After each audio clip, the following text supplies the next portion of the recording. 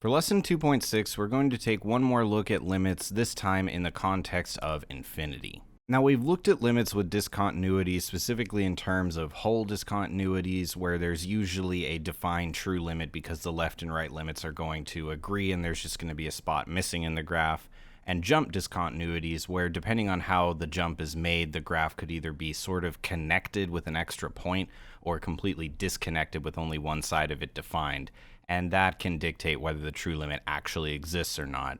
In contrast, the infinite discontinuity is much more tricky when it comes to the true limit. Left and right side limits don't actually have any problem with infinite discontinuities. If the graph seems like it is going downward, you can expect that it is going to go downward forever on one side of the asymptote. And if the graph is going up, then you can assume that it's going to go up forever on that side of the asymptote. In this particular example over here, it'd be fair to say that the left side of this limit is moving towards negative infinity, and the right side of this limit would be moving towards positive infinity. However, in order for a true limit to exist, the limit must be both measurable and finite.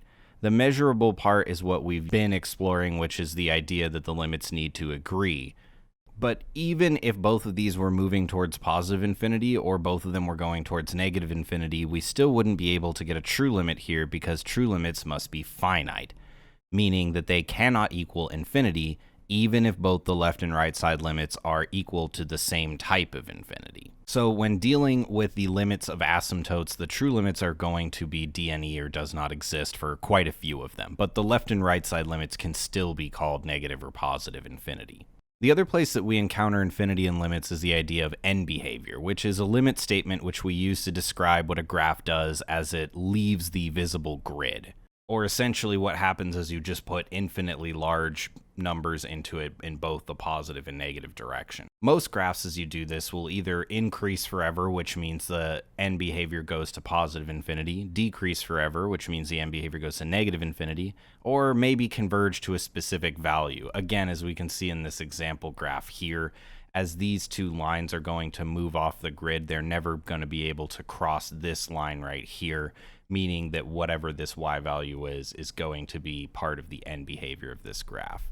Let's look at some examples of these things so we can get a little bit more specific. So here we have another piecewise function. We have three different values that we want to look at, the y values as well as the left, right side, and true limits for everything. The difference here is that all of our breaks are asymptotes, so we can see what these different things are going to end up looking like. Going over here to x equals -5 for the first part, we don't have any sort of y value or any suggestion that there would be a y value on this line. There's no open or closed circles or anything that are stopping these lines, which means we are supposed to assume that they go on forever. As far as the y value goes, and this is going to be a trend for all three of the points that we have here, these are all going to be undefined. Since these are, of course, a discontinuity, this makes a lot of sense. If we approach this undefined point from the left side of its x value, we get the graph that appears to be going down forever, so we want to denote this by saying that the limit as we approach -5 from the left is negative infinity. On the right side of this line, we appear to be going upward, which again, without any sort of circles here, allows us to assume that we are moving towards positive infinity. You can mark that either with a plus sign in front of it or just the regular infinity symbol without a negative. Since our limits do not agree and they are infinite, this limit does not exist because it breaks both of the rules of a true limit. Moving over to x equals 0, we have two lines on either side of this that are both moving upward, meaning that both of our limits for the left and right are going to be positive infinity here. However, despite the fact that these agree, they are still infinite, so our true limit will still not exist. It doesn't even matter if the limits are moving towards negative infinity as opposed to positive infinity over here. So when we get to x equals 6, both of these lines are going downward, which means that we can assume that they are both moving down towards negative infinity. But again, that is not finite. When it comes to talking about end behavior, I thought it'd be a good idea to just show you a few basic graphs that you're used to seeing by now, and using these to sort of make sense of how we talk about end behavior. First graph that we have over here is our graph of x squared, a quadratic. We know that no matter what we put into this graph, we are always going to get a positive answer and those answers are going to increase forever as we pick larger x values. This is never going to actually have a direction change and start going back down at any point in time, meaning that as we move to an x value of positive infinity, our y values will also get infinitely large. So for our positive infinity or the right side end behavior, we say that the graph is going up or going towards positive infinity. The left side end behavior, or what happens as x goes to negative infinity, also has the graph moving up, meaning that we will get the same answer here. In contrast, here's the graph of x cubed, where as you move to the left, you're going to get larger x values, but they are going to become larger on the negative side.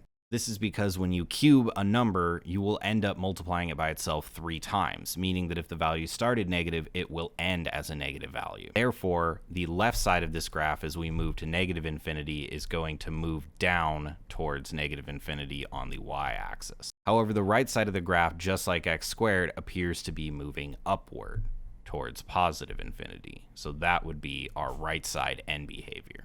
Getting end behaviors to either positive or negative infinity is quite common, and a lot of graphs will either get the same thing on both sides of their graph or opposite things on different sides of their graph.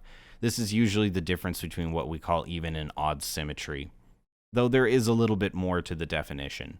For instance, our third graph over here, which is a rational function, does actually have odd symmetry, but it isn't going to have the same end behavior as our cubic graph here. Instead, as we move infinitely towards the left or infinitely towards the right of the graph, the line that we have here appears to be stuck on the horizontal asymptote of y equals 2. And it is true that no matter how large of an x value you pick in either the positive or negative direction to put into whatever function this is, you will never get an answer that is right on 2. Only things that are just above it or just below it. Limits can function as both a ceiling or a floor as long as there's some sort of value that the graph is no longer able to cross. So in both of these situations, the limit from the left and the limit from the right are 2. Here's kind of an interesting thing about end behavior.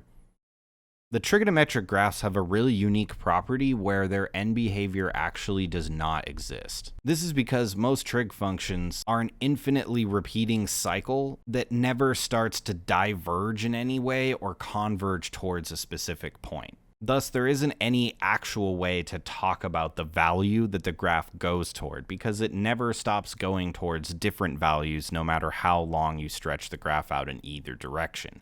This looping pattern will continue. That's kind of neat, isn't it? Still no Desmos file for this one. We're going to need it for the next lesson, though. But let's practice doing a few more limits before we move on to that.